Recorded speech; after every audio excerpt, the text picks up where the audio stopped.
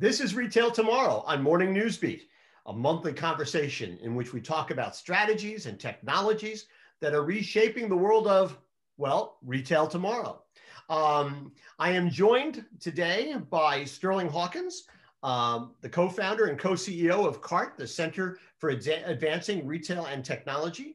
And coming to us from Australia, it is nighttime as we're recording this, and it's first thing in the morning down in Australia, Brian Moran, who is the co-founder and CEO of CitrusAd, which is a digital media platform with retail customers that include Wakefern and Hy-Vee and Sainsbury. And Brad, thanks for doing this. As I said, you're our first Australian guest. Yeah, thanks, Brad. Yeah, no, it's good to be here. I'm intimately familiar with the US, but pretty happy not having to fly out there to do this interview, to be honest. I would have given anything to be able to fly to Australia to do this interview. So that's probably some months away. After your vaccine, Kevin. Yes, there you go. So let's just start out. I mean, we were sort of prompted to have this conversation because Walmart was making a lot of noise about their retail ad platform. And I think they were saying things like, we want to be a top 10 advertising agency, just basically placing advertising on their own various platforms. I guess that saves them money in terms of working with outside agencies. But define for us exactly what a retail media platform is. What does it do? Well, I think just defining what retail media is basically the transaction of money between a brand and a retailer that doesn't include the sale of a product. So retail media has been around for a long, long time. I think that's one of the myths that we need to try and dispel early, is that retailers have been doing this whether they know it or not for the past 25, 30 years. Basically what they're selling to their suppliers is eyeballs. Now, whether that's on the shelf, end of the aisle, which is the traditional methods of selling the eyeballs, catalogs, that turned into e-commerce websites, that turned into off-site audience extension, Facebook followers. So there have been multiple channels in which retailers have been able to capitalize on. Obviously, the early adopters and the innovators have adopted all of those, some of those. But I think the pandemic has turbocharged the focus on retail media because obviously the dynamic shift to online, everyone's purchasing online.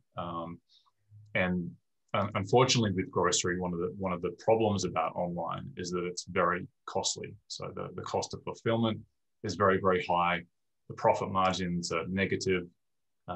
Anyone that tells you they're profitable in grocery e-commerce is lying to you, unless they're using micro fulfillment centers, or maybe Ocado is probably the only one that it's breaking even. And if they are breaking even, they are making money, it's due to the advertising subsidies that they're making. So I think, without specifically talking about Walmart is a big company, has many aspirations, and it has the size and the mass to do things like that, and make statements like that. But Walmart is just leveraging its assets, and its assets are growing more digitally now than physically. With the pandemic, obviously not closing down, but shortening, store duration trips, store visits. The offline world is becoming a little bit weaker now, so the online world is becoming stronger. So I think Walmart have just been very quick to adapt to what they need to be doing in the next 5 years, as opposed to kind of legacy advertising. So every retailer is currently in retail media, whether they know it or not. Some as simple as selling a banner ad on an email, or selling a banner ad on their homepage of their website for $5,000. Some are more sophisticated than others. Sponsored products is a whole new beast in itself. That's obviously a big focus for the industry right now, because it's a performance-based mechanism, which is where we specialize, and Amazon have built an entire market, which Walmart is closely following. But I think that today we should talk about retail media itself, how retailers can do it, how they can leverage it. I've heard lots of different stats about opinions on retail media, so keen to dig into some of those. So, but that's my take on it.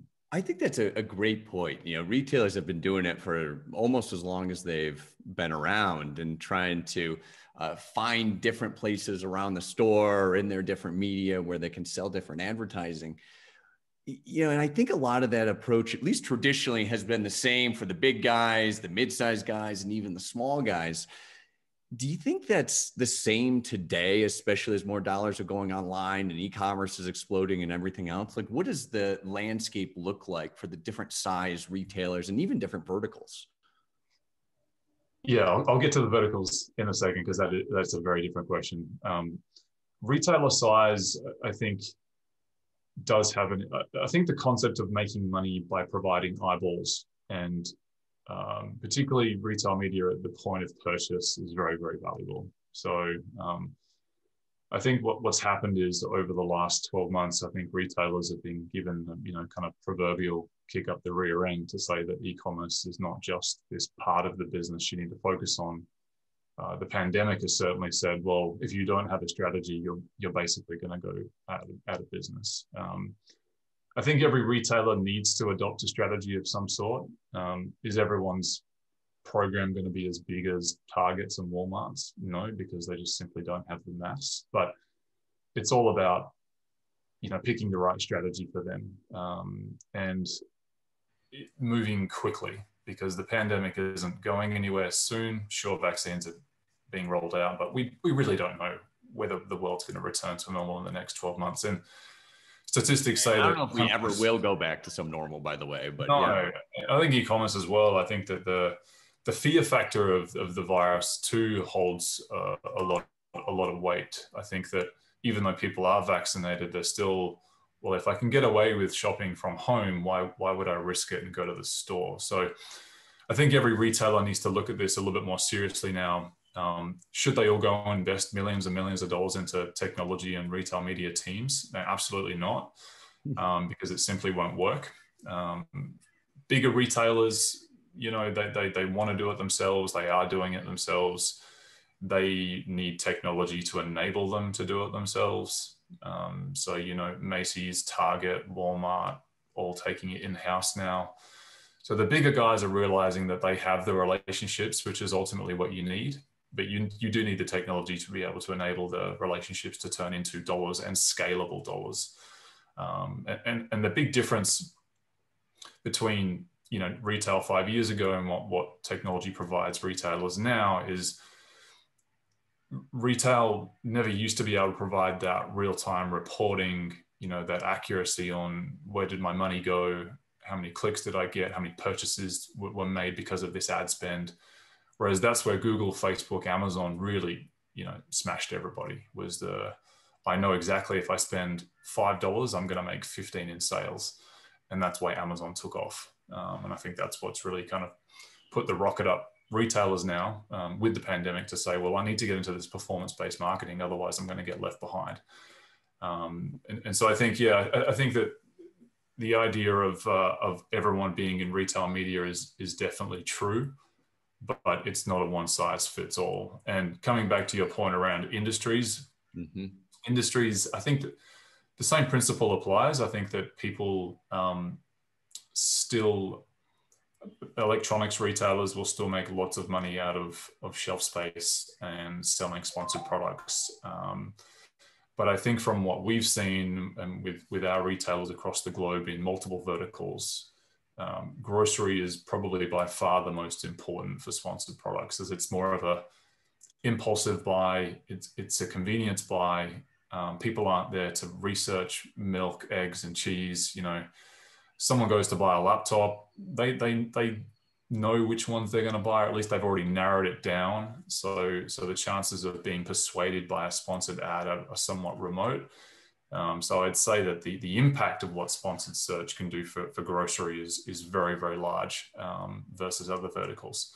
So for retailers, though, it seems to me, and this is, I would assume both for the large ones as well as the small ones, there's an economic imperative. you talked about before about how difficult it is to make money on e-commerce, right? Grocery has traditionally been a thin margin business. E-grocery eats away at some of those margins even more. if so, they're all looking to make money in other ways, right? And isn't that what I mean? Essentially, Walmart's going to do it because it'll give them another big pot of money with which they'll be able to lower prices even more and be more competitive. If anybody else is doing it who's smaller than Walmart, which is to say almost everybody, I mean, one of the reasons you have to do that is just to keep, at least to stay competitive. I mean, because you can, again, take that money. It's not going into a pot where it's going into your pocket. It's going into a pot which is going to allow you to compete on price or to invest in other services or whatever it happens to be. I mean, isn't that am I wrong? Shouldn't that be the bottom line motivation? Yeah, and that's been traditional retail media pre, right? Technology companies like us and pre-sponsored search and everything being in e-commerce. The principle of advertising has been largely the retailer's main revenue source. Because they run at 1-2% profit margins, all of their cream, all of the profit that they make comes from the advertising. The sale of catalogs. They make millions out of print pages. They make millions out of selling shelf space to Coke on the middle shelf. And so with the pandemic, when people weren't going in stores and they weren't issuing catalogs, all of their profit margins decreased significantly. Combine that with the cost of fulfillment, they have to find other ways to make money. And retail media or digital retail media is really the only way they're going to get themselves out of the profit holes. Otherwise, they're going to continue to sink into the red and stay there for a long period of time. So, well, you can't stay there too long. Yeah. And again, you're not being around anymore. Going back to your point around, retailers ultimately, it's particularly in the U.S. market, it's apart from the exceptions like Whole Foods, it is a price-driven market, and a lot of food stamps, a lot of lower socioeconomic people looking for the best deals. And so, again, before retail media, they would use advertising dollars to subsidize the price of the product so that they could compete with the likes of the Walmarts, or at least be competitive. If they couldn't be competitive, they'd be competitive on range or loyalty programs, et cetera. So the advertising dollars were always there subsidizing a huge part of the ecosystem and the pricing models, whether it was blatantly obvious or not. And all that's happened now is that retail media has just exposed it for what it really is and made it, and blew it up in lights and said, this is how retailers actually are going to make money online. And it's now more obvious, and it's great for the brands because they get full transparency on where their dollars are going. And you know what? It's great for the retailer because the retailer has the customer. With the cookie going away, retailers have now a great asset in a first-party data source. They own the customers. They know what they buy. Banks have been trying to get hold of this data for years. Nielsen are trying to get it. The retailers have it. They know who the customer is, everything about that customer. They know what they buy. And so they need to leverage that data now to monetize it. So they're sitting on assets of gold. And some realize it, and some are yet to realize it, and some are sort of going through that process of realizing it. So why wouldn't they realize it? What's gay? Is it just mindset? I mean, it would seem to me that, if you've got the data, I'm going to answer my own question, but right, because so many retailers have the data and don't use it. But it would seem to me at specific, especially now where competition is greater than ever, there's more, technology is making more things possible, but it's both the challenge and the opportunity to use your data to be able to sell access to those eyeballs and be very specific about what you're selling to manufacturers. So is it just a matter of people who are just not current, not thinking, what's getting in their way? Yeah, look, I think with every new industry, it takes a little bit of time, as Sterling would know, for, you get the thought leaders that go ahead of the pack, that create the waymakers, the trailblazers, the pioneers, the guys who can afford to invest millions into just testing stuff like Walmart. Then you get the kind of middle section that follow, and then you get the laggers, right? Which is typical in any piece of retail innovation or any innovation in general. I think from my observation of the US market is a lot of the grocery chains have been family built, family owned. And so that's great in one way, because in a previous life, I used to sell to them. I used to sell e-commerce to them. I used to go out and visit them in the middle of Texas, Lubbock, and, you know, all the weird and wonderful places of the outback of the US, getting caught in tiny planes. And it was an awesome job. But what I found was that these people, owners, they cared about their customers, so they would spend time on the floor in their retail shops, right? They would spend time listening to their customers. They would spend a lot of time on the customer experience, and put less focus in the digital world, which was maybe seen for just the big guys, you know? So I think it's always going to be a natural evolution and progression as the generations progress. So as we meet with these business owners, you know, the sons of the original founders get digital, they get it, they understand it. But e-commerce up until the pandemic was growing, but it was steadily growing. So there wasn't a significant urgency to move on things like retail media. But post-pandemic, when all the stores shut and e-commerce became the only way you could order, it became the number one. You know, you had to do something, otherwise you were going to go bankrupt. And I think that it does take a catalyst sometimes like that to shift that mindset from, okay, what do we do? And a lot of retailers didn't know what to do. So they called on, you know, the next best retailer that knew what they were doing, asked them what they were doing, and then sort of, you know, trying to follow the pack. So there are very few experts in the field, especially in retail media, and there are very few players, to be honest. I mean, we only have 2 competitors in a space that's a $200 billion industry. So, you know, there's not many people you can turn to, including people like Forrester, Nielsen, even Goldman Sachs released a report yesterday. People don't know a lot about this space. So it's not evident that you can just go and pick up a research paper and go, oh, this is the playbook on how to execute retail media. Because if anyone has it, they're lying, because it's different for every retailer that tries to get into it. So I think retailers, you know, I'm not going to lie, they are in a position of vulnerability at the moment where they have to think about, well, what kind of retailer am I? What industry am I in? How big am I? What likeliness have I got of obtaining shopper marketing dollars and national dollars? How do I start my own program? How do I start small? I need to do it quickly, so I can't afford to maybe build technology or integrate technology just yet. But even as simple as doing a website review. Okay, how many banners do you have currently running on your website, and how many of them do you sell? Okay, well, if it's less than 10%, it's start time, call your suppliers. You know, your suppliers are quite happy to pay for those spots. Load them in through your CMS. You know, somewhere you'll have an engineer or a website provider that can do it for you, and start making some money. Then once you're there, maybe it's time to talk to a technical provider that can help you with some strategy and help you sell. But then I think the big guys will do it themselves, or at least take out on technology and do it themselves. But the smaller guys, so anyone that's kind of, when I say small, but sub $1 billion a year, need to be aggregated. So I think that, you know, one of the things that we provide is Citrus is a private marketplace for the bigger guys, but then we also provide a network for the smaller guys to reach those national dollars, right? So if you think about an agency, one, they only want one place to log into, so it's a convenience factor.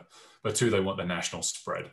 So it's the sum of all parts. So if retailers all combine together, they can survive and they can take on the likes of Amazon and Walmart and Target. But seeing themselves as competitors to each other in the retail media space is incorrect. You know, they need to work together in this space. Of course, they're going to be competitive to the next guy in the state when it comes to bricks and mortar sales. But when it comes to media dollars, they're not stealing it off each other. They're stealing it off Google, Amazon, Facebook, and ultimately Walmart. So yeah, Walmart, yeah, Walmart's big, but like the brands want the hyper local. You know, they want to target, you know, only New Jersey, you know, because that's where they stock a particular line, you know, or that's where they're particularly weak. You know, they don't want to just throw it into Amazon where it's, you know, a giant beast of fulfillment. They want to target specific retailers, but they've got to have the platform to be able to do it, right? Otherwise it becomes a logistical nightmare. Yeah. So here's a question, Brad, because I'm willing to bet that kind of the big middle, right? Not the early adopters, not the late adopters, but most everybody comes in kind of around the middle to adopt any retail innovation, or to your point, any innovation period. But I'm betting that when you're talking to people, your competitors are talking to people, you're not getting no's, you're getting, we're too busy right now. How can a retailer prioritize, retail media against everything else that they're working on? Because they've got COVID things and e-commerce things and, well, you name it, their plate's full. Is there some trick to that? I wish. Is that a formula you can provide? Yeah, because you have to make it as frictionless as possible, because at the end of the day, in the same way that retailers need to be figuring out how to make the shopping experience frictionless, retailers also needed to be frictionless on the other end, right? They make it easy for you to get into this stuff. Yeah. Look, I think we try to make our technology as easy as possible to integrate, and then if a retailer is really keen, we try and stage the integration so they get at least something going in a matter of weeks, and then they progress slowly as we know that they have other priorities. I think that last year was a nightmare. Everyone was burying down the hatchets, trying to just keep the lights on. Even the big guys had their executive teams working in fulfillment centers, trying to get things picked and packed, and so no one had any focus. And then coming out of the end of the year in Q4, about 100 RFPs hit our desk. The big guys were like, we should probably move on this now. There's a big reason for us to make this profitable. Otherwise, my boss is going to fire me. So I think the market's starting to move a little bit. We are still getting a little bit of pushback on, COVID rollouts and other priorities within the business. Most of the mid-chain market guys, the Hy-Vees, the Myers, the Wakeferns, they still have digital teams, and they've invested in those over the past 3 years where they do have the capability still, even though they've got other priorities. But what I would say is it's not a short-term fix, but we do work with several e-commerce partners in the space. We work with Mercatus, we work with MI9, which is now Thrive, whereby if you take on their e-com platforms, Citrus is already plugged in. So, you already get monetization tools. So I think when someone's looking to re-platform, maybe it's time to think about, well, what does the platform offer than just e-commerce? Otherwise, I've got to do an e-commerce play. Then I've got to get the e-commerce provider to then integrate with something like Citrus, or, try and do it myself is very difficult. That's not a quick fix, but it's something as these retailers think about, the next, 2 to 3 years, I would be looking at an e-com provider that helps me with fulfillment. So does it have an integration with a delivery company? Does it have an integration with an ad tech company? Does it have an integration with, say Takeoff as a fulfillment company? These are the things that I'd be looking for. There's nothing retailers like more than a quick infusion of cash. Is this the kind of thing as when you do it and you make a little bit of a commitment to it, you can immediately see sort of a hit, so you go, ooh, money came in? Or is it the kind of thing you have to wait a while to sort of see the results of your investment of time and energy? Well, I think that people that join our network see instant cash because we already have the supply coming in. So it's basically you had them in instant cash. Yeah. Sadly, it is a bit of a battleground like that at the moment, where for the longer guy, like for the bigger players, I would just advise not to get too drawn into the instant cash, because you do get, if you make the wrong decision technically and you get stuck down a rabbit hole, the quick cash quickly goes away and you end up with disappointed brands, bad relationships, and frustrated staff. So I think that 2-3 years ago, we struggled to compete in the US market because we didn't have a big wad of cash to throw around. We didn't have a big checkbook where we could guarantee retailers $5 million in their first year. And anyone that said that was lying anyway. Maybe Criteo, because they had, the masses back then, and they did have, significant supply side business.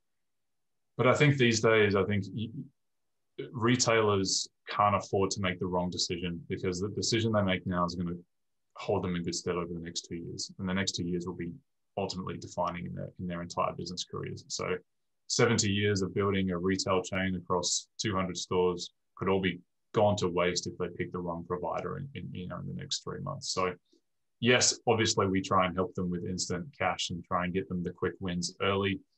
But ultimately, Rome wasn't built in a day, and anything worthwhile takes time to have. But we've seen people build $1 million a month programs in less than 6 weeks. So it's doable. Wow.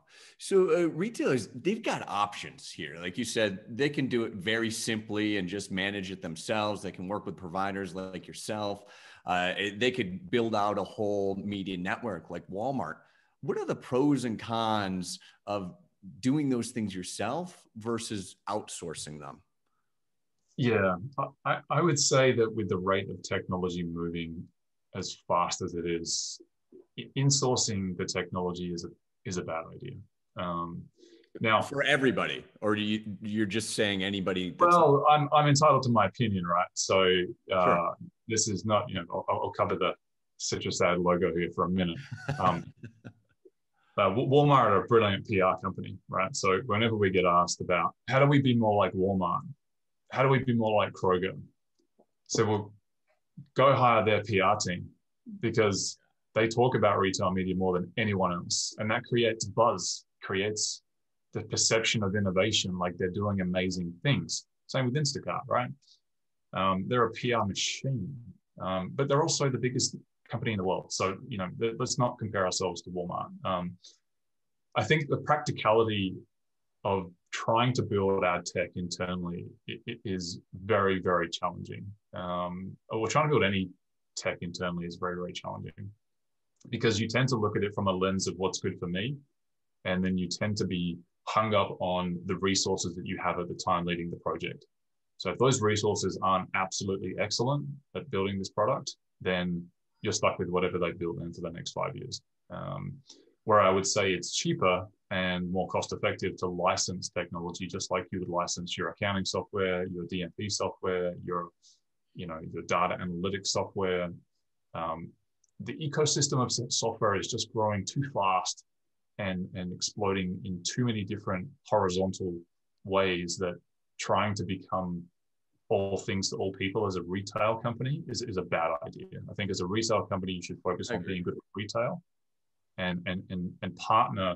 Like what I've always said is if you want to be great at technology in retail, go hire an amazing technology procurement officer, someone that just knows everything about technology or knows a lot about technology. Go get some Silicon Valley whiz kid, come into your office and just interrogate every single tech supplier that comes to you and tries to sell you something, because they're the ones that are going to be able to see through the noise and the sales bravado, right? So I wouldn't spend too much time trying to build my own thing, but I would definitely spend time in procurement and making sure that you pick the right thing. But yeah, I think that the pros and cons. We've had many retailers all over the world doing it for several years themselves. What we tend to run into over and over again is it's very manual. They've built some sort of automation. Maybe they've got ads to the page. Maybe they've got banners to the page, but trying to do it at scale and trying to do it in real time and provide them the same level of technology and reporting they're getting from Google, Facebook, Amazon, virtually impossible for a retailer to do themselves. So not saying impossible, eventually they could get there. We've met some very smart retailers, but it's just not a wise business decision because they're so focused right now in this pandemic on keeping the lights on, worrying about their EBITDA, worrying about fulfillment. So they should be more worried about trying to deliver the orders and keep their lights on than trying to worry about building ad tech. So I think that it's all about priorities, right? Prioritize on definitely try and own your own e-com, although I even think that's a dangerous game because it evolves so quickly. Pick the right partners, basically. This is a good place. You've uncovered your logo. So now if people want to reach out to you, find out more about what your company does, what's the best way to do that? Just go to wemakeyoulotsofmoney.com and you'll find it there. Quickcash.com. Quickcash.com. Well, citrusad.com, obviously, or just, obviously find us somewhere. But look, we're the reason we win retail business is we give them an honest answer. Like, we don't promise them anything. At the end of the day, we go in with a very pragmatic view, and being a founder and being one of the only privately held companies, my reputation's on the line every time we talk to someone. So I don't want to go in there and say, this is what we're going to guarantee you. What I'll go in there and say is, this is your type of company. This is types of things other companies like you have done. This is the best way to achieve it. These are the pros and the cons. I'm not going to write you a check, but we'll be here to coach you all along through the way. And if we think they're too small, we'll say, okay, maybe you should join the network and not try and do it yourself. Versus if you're bigger, maybe we'll work with your merch team to try and build out the best of both worlds. And then if you're a really big guy, hey, we'll just support you with the technology and strategy. So, being flexible goes a long way in retail. I think some people have entered and left this market because they thought they could just bring a product and go, here it is. Every retailer we meet is slightly different. They all want something, a little bit custom. So you've got to be able to go on that journey with them. And, we've spent 12 years in retail, as Sterling knows, selling e-com to 1 store, 10 store chains. It's a tough gig, So we came at it from a technology point of view. We know e-commerce really well. We built an e-commerce platform from the ground up. We know how it works. We know how expensive it is. I think that's probably one of the differentiators between the way that we approach this and perhaps others where they've come more from the media side. So they understand the publisher supply network and they've sort of joined the dots with some technology. Whereas we never call a retailer a publisher. It's too informal. They're not a publisher. They're a partner to us. They're a partner because we need their feedback. We need their input. We want their input. Ultimately, we're building a solution that makes their life easier. So, we take our relationships very seriously. Well, Brad Moran, I really appreciate you spending time with us today. It looks gorgeous in Australia. Thanks also, Sterling. It's always easier to do this with you than without you. So I appreciate that. Retail Tomorrow on Morning Newsbeat will be back in a few weeks. And thanks very much, everybody. Thanks, guys. Appreciate it. Thank you. Thanks, Kevin. Thanks, Sterling.